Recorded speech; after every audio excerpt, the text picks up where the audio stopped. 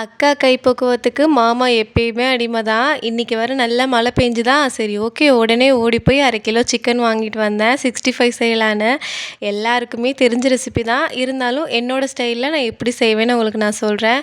1/2 kilo சிக்கன ஃபுல்லா clean பண்ணிட்டு, 1/2 லெமன் ஜூஸும், 2 டேபிள் ஸ்பூன் அளவுக்கு இஞ்சி பூண்டு பேஸ்ட்டு, 1 டேபிள் ஸ்பூன் தயிர், சிக்கன் மசாலா, காஷ்மீரி மிளகாத்தூள், கார்ன்ஃப்ளவர் 1 டேபிள் ஸ்பூன், அதே மாரி வெள்ளை எள்ளு சேர்த்துருக்கேன். தேவையான அளவு உப்பு, கொஞ்சமா பட்டர் சேர்த்துக்கோங்க.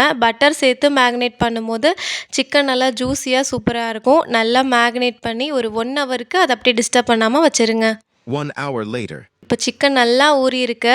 சூடாக இருக்கிற எண்ணெயில் 1 பை 1 போட்டு எடுத்தோன்னா அவ்வளோதான்.